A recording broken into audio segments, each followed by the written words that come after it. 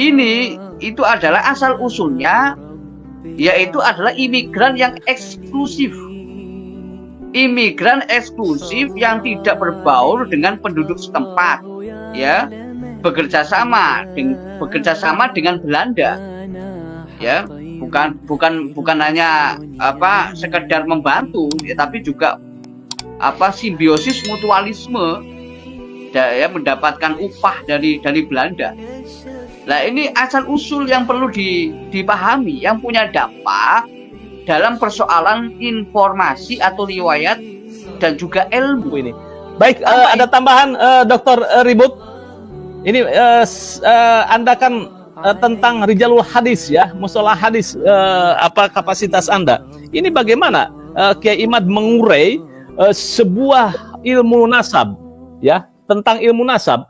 Ternyata dari berbagai perspektif kemudian kaidah-kaidah itu sangat luar biasa, banyak sekali itu, ya, kaidah-kaidah yang baru kita mengerti bahwa persoalan nasab itu menjadi persoalan yang penting di dalam metodologi ilmiah.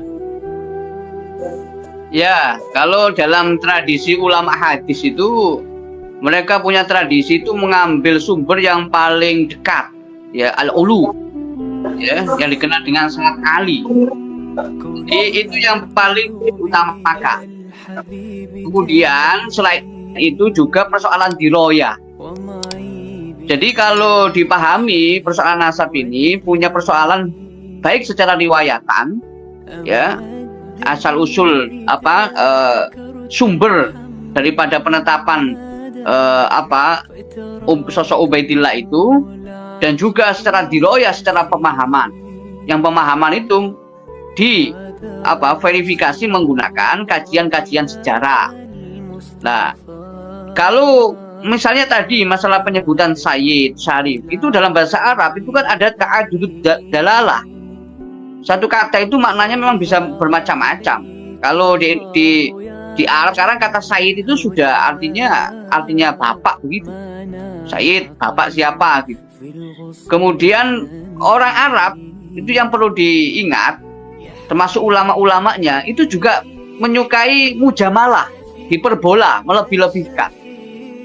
Jadi bukan berarti penetapan, itu sudah sangat jelas bahwa penyebutan itu bukan berarti penetapan. Yang ini kalau kita tarik, ya, masalah rijal, masalah tokoh-tokoh pembawa informasi yang disebut kredibel itu, kalau kita tarik fenomena yang khas, yang unik, yang hanya ada di Indonesia, munculnya Robito Alawiyah di Indonesia ini itu adalah asal usulnya, yaitu adalah imigran yang eksklusif. Imigran eksklusif yang tidak berbaur dengan penduduk setempat, ya, bekerja sama dengan Belanda, ya, bukan hanya sekedar membantu, ya, tapi juga simbiosis mutualisme, ya, mendapatkan upah dari Belanda.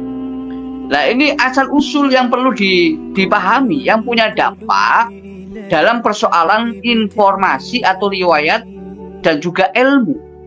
Apa itu? Yaitu kalau dalam tradisi penelitian itu kan kita kenal dengan data sumber itu kan ada korpus, ya. Ada korpus tertutup, ada korpus terbuka. Seolah-olah Habib Utsman bin Yahya itu apa yang disampaikan dan apa yang difatwakan, apa yang ditulis kemudian dikutip oleh para pengikutnya dari kalangan Ba'alawi di Nusantara, itu menjadi semacam korpus tertutup, semacam sumber keilmuan yang ini sudah menjadi bagian dari turos Nusantara dan turos Ba'alawi yang ada di Nusantara. Sementara keberadaan Kiai Imaduddin Utsman itu adalah membuka korpus itu, ya. Makanya Kiai Imaduddin itu tidak hanya persoalan nasab, tapi juga mengembalikan turos ilmiah Wali Songo, ulama Nusantara itu yang memiliki silsilah yang benar kepada Nabi, ya. Itu yang kita tahu. Coba kita cek di NU Online misalnya, kalau menelusuri masalah wirid-wirid zikir-zikir itu nanti mengutipnya dari mana? Dari kumpulan zikir yang dirangkai oleh Habib Utsman bin Yahya. Nah ini dibuka oleh Kiai Imad, ya, dibuka oleh Kiai Imad. Nah kita karena orang NU moderat, otomatis kalaupun nanti ada Habib yang